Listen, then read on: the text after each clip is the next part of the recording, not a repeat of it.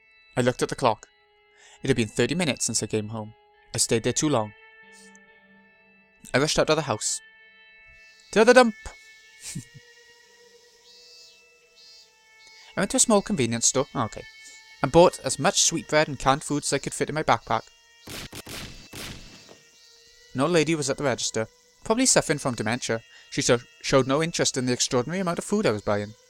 But as soon as the manager of the store checked the sales that night, he'd find out.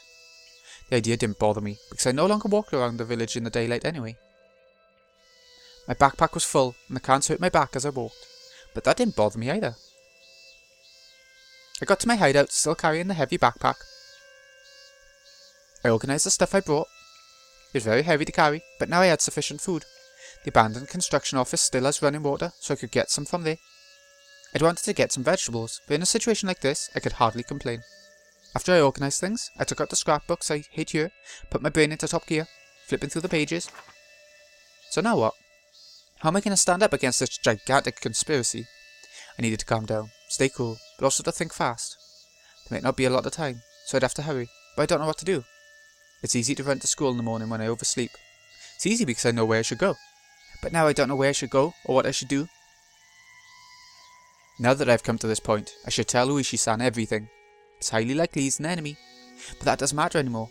If it was true, I'd just declare war. But if he was on my side, he'd be my only remaining hope.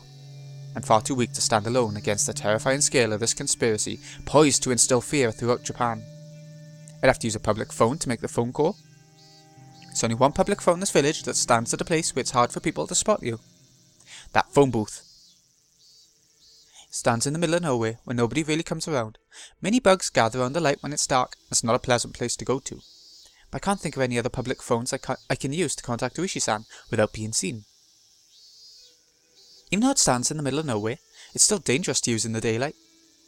I should wait until nightfall and take advantage of the darkness. I heard that Uishi-san has been holed up in the station since Mayo-san's murder case, so I should be able to reach him any time.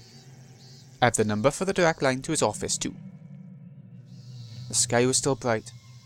Even though I had no time, I still had to wait for it to get dark. Yeah, it's still all pink. Frustrated, I glared at the sunset. I should find something to do. I couldn't waste any time that I had, so there must be something to do. After I thought about what I could do, I found there was something I wanted to confirm, something I've been worried about. I couldn't do anything else before it gets dark anyway. Staying here, doing nothing, would just make me more frustrated. I made my decision. I left the hideout. Rena's father paced up and down restlessly in front of his house. A bicycle appeared, its rider ringing its bell. "Police officer! Here, over here!" A police officer from the Hinamazawa police station had shown up.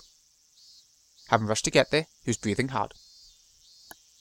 "Ah, hope you didn't wait too long. Please tell me what happened." "I know I locked the door before I left, but when I came back the door was left open and..." "Must be Rena's father, is it?" He led the police officer into the house. "And look, my cash box was left open in my room." "Yeah. Is this how you found it? You didn't touch anything?" "I didn't touch the cash box itself because I thought they might have left fingerprints. I did touch the contents a little bit to check what was missing." "What'd they take?" "They didn't take my bank box or my personal seal, but they took the cash." "They didn't take your bank box or personal seal, huh?" "You were lucky. Professional thieves today don't take bank books because they know how easily they can get caught by using them. This might be a professional cat burglar. Instead of taking the cash box with him, he opened it here. He has to be a pro." "So how much cash was in there?" "Yeah, he's a pro." I haven't counted it for a long time, but I believe there were about 100 10,000 yen bills. Ah, so not 80 like Rena thought. Or maybe. Ah, I see. Did you tell anybody that you had that much cash in here?" "No, I didn't, but they probably knew I kept some cash in the house." "They? Who are they? Can you tell me more about them?" "No, it's kind of an embarrassing story. Her name is Rena Mamaya, and..." Just then, the phone rang. "Oh, excuse me, I'll just go get that. Please give me a minute." He grabbed the phone. "Hello, this is the Ryugu residence." "Ah, hello. This is Maibara. Is Rena-san there?" "No, she hasn't come back from school yet." "She hasn't? Very sorry, but I'm in the middle of something right now. Can you call back later?" "I'm sorry, bye." He hung up after that. We're going back to Rena. Yeah. Look how dark the red text is getting now. I think that's signifying how far she's going into madness and all that. I was stunned. It didn't look like anything had changed on the surface. It was hard to find this place at all because it perfectly blends in with the surroundings. I only found this place again because I remembered there was a tree with a big lump of wood on it nearby. The spot where I buried the corpses was perfectly camouflaged, as if nothing had happened. That's why, at first, I thought I came to the wrong place. But I could make certain once I stick a shovel in the ground. I should be able to tell right away whether this place was dug up before or not. After several false starts, I found the exact spot where I buried the corpses. But the biggest problem of all is that there are no bags in there at all. Why? How come? Did I bury them deeper than this? No, I didn't. I remember exactly how deep I buried them. I know I didn't bury them deeper than this. They've gone! I wasn't expecting this. I came here to check the corpses. I just wanted to do that to kill some time. I didn't want to stay in my hideout doing nothing, so I came here to check if the corpses I buried were still there. I'd make sure that they were still there, and I'd feel relieved. It was supposed to go like that. This was such an unexpected turn of events that I broke out into a cold sweat. What's going on? What's going on? I don't need to calm down to think about what happened. Corpses can't come back to life and crawl out of the ground. Someone must have dug them out. Who did it, and for what purpose? Did anyone happen to see us burying the corpses here, and did they dig them out after we left? What if they handed them over to the police? No, it can't be. It's been quite a while since the day we buried them here. It was before the Higurashi festival. So if the police did find the corpses, when Higurashi contacted me, he had to know about Rena and Tepe. But he didn't tell me anything about them. I don't think he was hiding anything on purpose either. So that means the police don't know about Rena and Tepe yet. Then why are the corpses gone? That would leave only one answer. Who knows about this place? One of us came back here, dug out the bags, and took them away. The first person who comes to mind is Mion. The Sonozaki family, but I can't think of a reason why they would do that. The murder of Rena and Tepe has nothing to do with them. I'm sure they don't want to get involved either, let alone be falsely accused. They must want to stay as far away from the case as possible. Why would they want to keep the corpses? It's like keeping a joker, even though you lose if you have the joker by the end of the game. If I was Mi-chan, what would I do? What would I do if I was club president? The joker's a card that you want to get rid of, at least in the game I mentioned earlier, but it becomes a powerful card in other games. What kind of game would that be? An electric shock ran through my spine. At the same time I realised it. They are one step ahead of me. Sonozaki family got the corpses to use them as a joker, as a wild card. They're trying to use them to sell me out to the police. The Sonozaki family is trying to kill me using their death squad, but they want to have insurance just in case they fail. The thing they're afraid of the most is that I might work together with the police. If they could prevent that from happening, I'd have no one to work with. If that happens, I can no longer run away from them. I'd still be a fish in their pond. They can use the corpses to sell me out to the police for the murder of Rena and Tepe. If the police started seeing me as a suspect, they'd never listen to my story. They could have been my last hope, but this will certainly turn them against me. But I'm sure the Sonozaki family doesn't want to use their joker, and it's absolutely necessary. After all, me and Sonozaki helped bury the corpses. Plus, they don't want the police to hover around Hinamizawa when the day of revival is so close. I'm gonna call Higurashi tonight, and I'm gonna ask him for help. I'm gonna tell him everything, including the things I haven't even told Keiichi-kun. I don't know if Higurashi will believe me. It's a gamble. My chance of winning is very small. Plus, my worst enemy has the joker, the bags with the corpses inside. I'm impressed with Mion. That's just what I'd expect from the leader of our club. This is a battle that I'm betting my life on, but to Mion, this is like a board game, taking place across Hinamizawa itself. I grinned, repeating to myself that it's just a game. I put my life on the line for every club activity we do, because I don't want to suffer the punishment. This time, that's become the literal truth. There could be only one reason why they're trying so hard to drive me into a corner. It's because they're afraid of me. I assumed I was just a little girl with no power, running about in confusion. But my enemy must not be thinking that way. If they didn't think I was a threat to them, they wouldn't take risks like this to drive me into a corner. That means the scrapbooks Mayo-san left me must be way more dangerous to them than I think they are. I see. They have a joker, but so do I. The joker I have is so deadly and so powerful that it can break their plot into pieces. That's why they're so eager to find me. Haha. A cornered mouse really can bite a cat. I felt my fear towards my enemy fade away all of a sudden. Just as I fear them, so do they fear me too. The almighty Rena. So, this is an evenly matched game. I don't have as bad a hand as I thought I did. I was right to come here. I found out about the card my enemy was holding. This is a big deal. I felt myself shiver with excitement. I grinned to encourage myself. I don't need to be here any longer. They know this place and might come here to find me. It's not safe for me to stay here for long. I decided to go back to my hideout. On the way back, I passed close to my house. I noticed something different right away. I hid behind a bush and looked at the front gate of my house. My father was talking to a police officer. I strained to catch the conversation. And now she thinks it's to do with catching Rena and her father's in on it. I get it. Yes, she usually parks it there. My father pointed to the place where I usually parked my bike. Okay, please let us know whenever your daughter comes back. We'll try to find her as well. Mi-chan, you're good. Did you already play your joker? Mion always starts a battle by attacking without hesitation and wins. Seems like the police are already after me. My chance of being able to explain the conspiracy to Uishi was already small, but this makes it even smaller. No. That's why I'm gonna talk to Uishi. He sees the Sonozaki family as his enemy, and he's trying to expose everything about them before his retirement. That's why I'll be on my side. He's not gonna fall for their trick.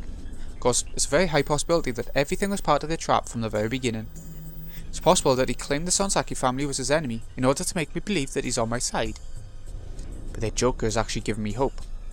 If Uishi is one of them, it would be too early to play their joker. Uishi isn't one of them. That's why they got the joker, so they can play it before I go to the police. No, wait. That might be a trick to make me think that way, in order to make me trust Uishi.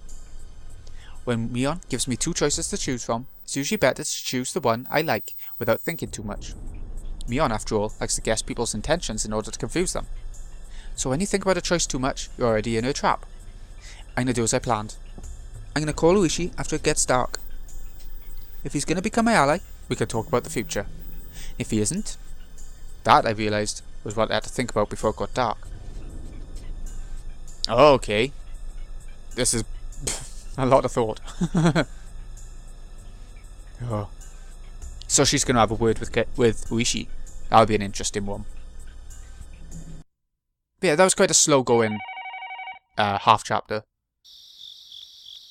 You know, it looks like I think we're going to be talking to Uishi next time. So, this has been Greeny XI. Hope you've enjoyed. Thank you so much for watching. I'll see you again in a bit, when we have, I presume, a word with Uishi. See you in a bit, folks.